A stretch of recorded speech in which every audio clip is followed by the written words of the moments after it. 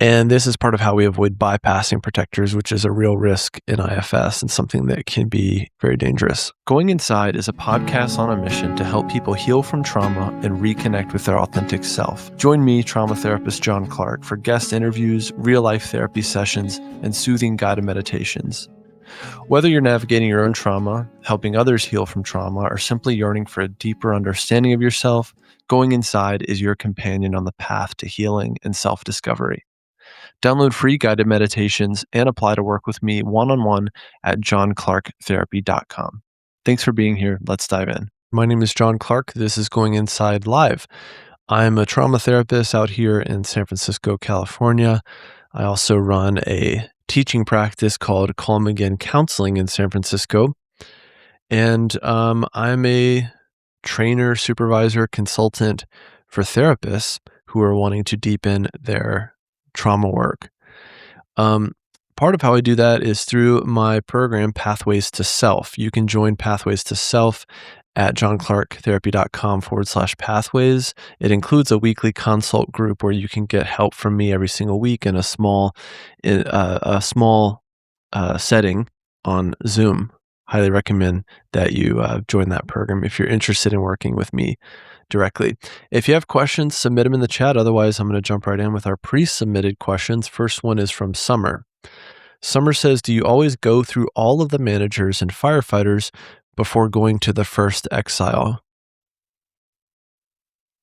The way I would answer this question is it's not really like going through the managers and firefighters. It's more inviting protector response along the way. When you sufficiently invite protector response all along the way, protectors will generally show up and speak out and object if you invite their objections. So in order to keep the work safe, you just want to be asking about protectors all along the way. And this is part of how we avoid bypassing protectors, which is a real risk in IFS and something that can be very dangerous. So yeah, it's just kind of a different way of thinking about it. Another question from Summer. Summer says, does it take months before moving to exiles? In demos, it seems the therapist is working through managers to exiles in one session, and the demos typically seem to be with people familiar with IFS. Well, I'll answer that question first. Yes, part of why demos are so skewed, and I'm guilty of it because I have a lot of demos on my channel and on the podcast, is that people typically know enough about IFS, or they know a lot about IFS, or they're an IFS therapist, so it looks really easy to work with their system.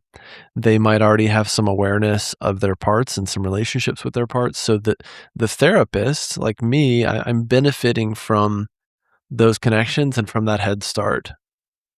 So typically we have a real head start. Also, there's some pressure to kind of like perform. And so in terms of on the client side, and so they're often going to feel some of that pressure, and their parts are going to kind of come out of the woodwork a bit more because they want this demo to go well and they want it to be helpful for me, the therapist. So a lot of reasons why a demo can often look and feel like almost an accelerated version of the model, which it can be. That being said, so does it take months before moving to exiles? Well, the goal, so to speak, is never to move toward exiles necessarily. It's not to get to the exile. This is, again, a dangerous mentality. The goal is to increase self-leadership and to restore a greater sense of harmony in the system. Part of how we do that is we go in and we make sure all parts are heard and understood and witnessed. That's like an oversimplification of the model, because when we are in this mindset of like getting somewhere with it, or unblending parts, or unburdening parts, which is this amazing, incredible, shamanism inspired experience that, we can get really tunnel vision on that like that's what the model is. And those are components of it and the healing steps and whatnot. But the essence of the model is more about being with and listening and understanding parts regardless of their label. This episode is brought to you by Jane, a practice management software and EMR designed to help practitioners run their business, not the other way around. Managing a practice can mean juggling more tools than you ever planned to. One for booking, one for documentation, another for billing.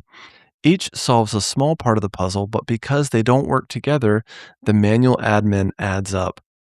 Jane helps practitioners connect their core tools all in one place. Payments are taken and recorded directly in Jane, so billing stays accurate and easier to track. Jane Websites helps new clients find your clinic online. And if something needs attention, Jane's support team is available by phone, email, chat, with an understanding of how your entire system works together. For added peace of mind, Jane includes privacy and security features like two-step verification, role-based access levels, and HIPAA compliance so that you can feel confident in your practice and knowing that your client data is protected. Practitioners know better than anyone, a little connection goes a long way. To learn more about how Jane can support you, your clients, and your business, head to jane.app/demo. And if you're ready to give it a try, you can use my code JOHN, that's JOHN, for a 1-month grace period on your new account. Again, that's jane.app/demo. Use the code JOHN for a 1-month grace period on your new account. But it's a good question. Again, we just want to really be with whatever parts come.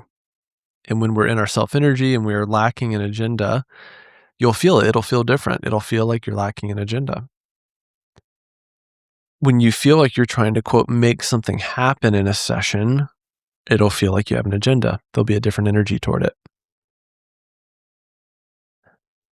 Okay, Anna says, have you worked with clients who are really knowledgeable about IFS but don't seem to be getting anywhere? How do you tell them when talking about parts has become a way of avoiding being with them? This is a great question, and it's really common.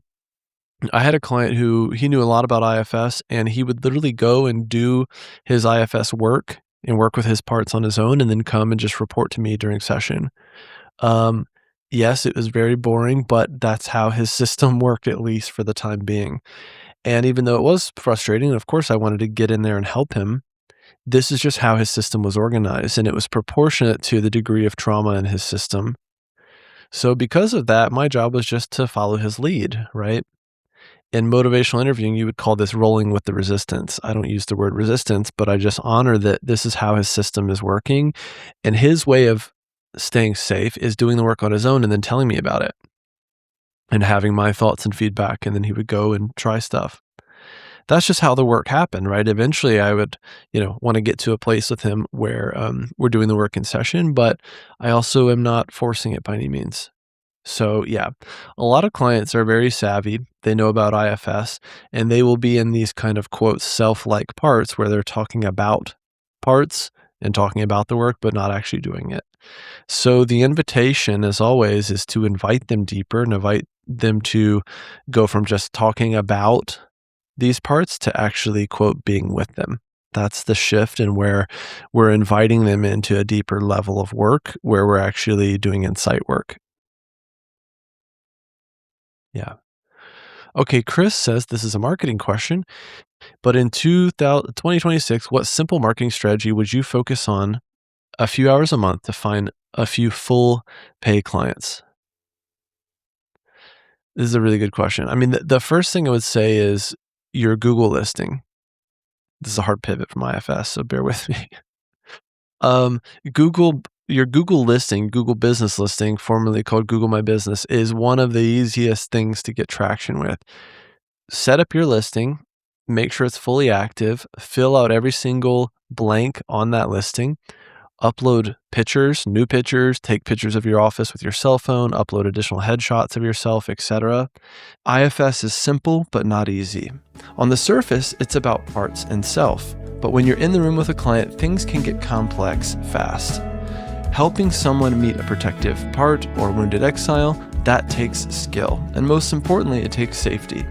My name is John Clarke, trauma therapist and IFS therapist, and in this free webinar for therapists and practitioners, we're going to explore the subtleties that make IFS so powerful and how to navigate them with more clarity and confidence.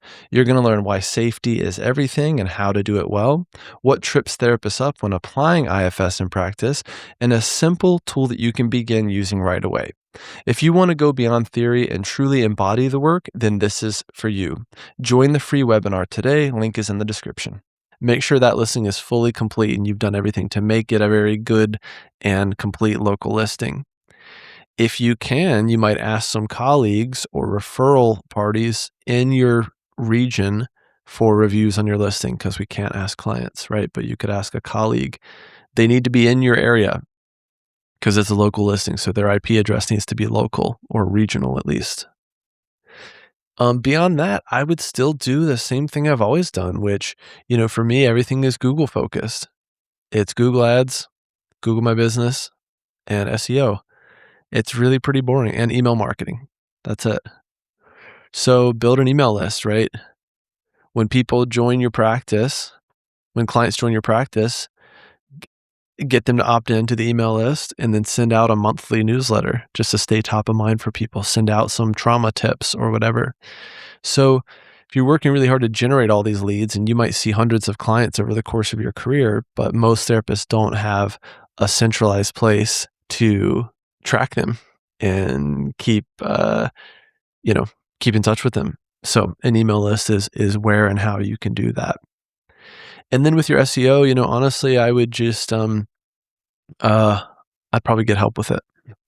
Yeah, I'd probably get help with it because I've done it long enough to where it's just better for me to outsource it. Great question. I'll answer a few more, and then if there are any live, I'll answer those, and then we'll wrap up. It'll be a short one today. Um, let's see.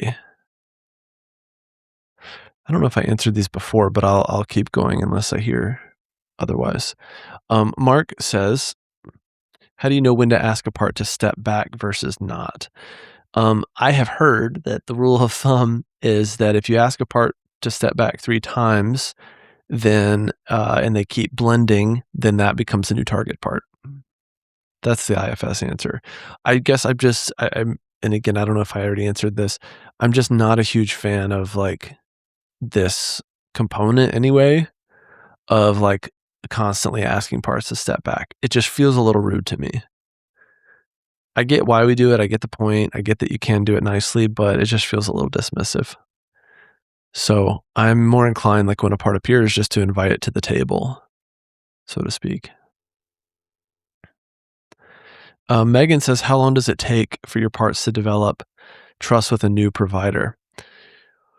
Well, it takes as long as it takes. It's a really good question, but it takes as long as it takes. And we move at the speed of trust, right? And everything takes longer than you think it should take. So we all need to be working more slowly. Okay, we have a live question from Gabriel. Thoughts on the value of full IFS certification versus just getting level 1 training? Gosh, it's a great question, and I'm going to try to answer this delicately. I think if you want to do the certification, do it for your own sense of accomplishment, not for the PR of it. That's my answer. I think level 1 can get you solid with your fundamentals, and then you can continue growing with the model through your own IFS therapy work as a client, through consultation and something like Pathways to Self, where we're working with the model every week and keeping that work alive. I think you can go on retreats. You can do all sorts of stuff to deepen your work. There's also IFSCA and Stepping Stones and Stepping Deeper in their programs, which are great. So, but that being said, level 1 is a lot of time and it's expensive, but then levels 2 and 3 are less time and less expensive. So I think that's a very good thing. So if you've done level 1 and the idea of being IFS certified is, compelling to you, then it might make sense to do that. I just wouldn't necessarily expect clients to come pouring in because all of a sudden you're IFS certified and not just IFS trained, meaning level 1 trained. So just make sure you have expectations set about it. Very rarely, I think does a client come in and go, gosh, I want to make sure you're levels 1, 2, and 3 trained. Yeah. They really want to know, like, do I feel safe with you? And do you know IFS? Can you actually use IFS with me? And yeah, I think that's more important. But that's a good question. Okay. Another question from perhaps Katie. When a client keeps coming back to the story, how do you know when to interrupt and when to let them keep going? This is a fantastic question. It's something that comes up a lot in Pathways to Self. Um, if it seems like they're doing good work, I might be inclined to get out of the way and stay out of the way. At the same time, if when they're telling the story, I get a sense that, like, they've told this story a million times and they're not connected to it, there's no affect, right? I might interrupt more because I don't feel like this is super helpful. It's really just an intuition thing, right? It's a judgment, and it's a moment where you go, "Does it seem like we're doing some deeper work here or in some new territory here? Or does it seem like the client is boring themselves?" And then, of course, what you do is you make a process comment, right?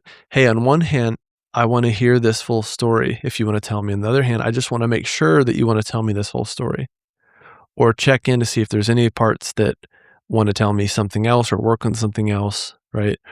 A lot of times clients are just saying what they think they should say for us to then help. I'm a believer that clients don't know what to talk about in order for us to help them, which is weird.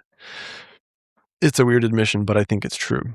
So we have to help them, and I do a lot more interrupting than you would think. We did a demo, excuse me, a role play this morning in Pathways to Self, and I had the therapist role play as their client, and I interrupted a lot because the client is very much in story and bouncing all over the place. And part of our role is to help the client achieve some depth in the work. And how do we achieve depth?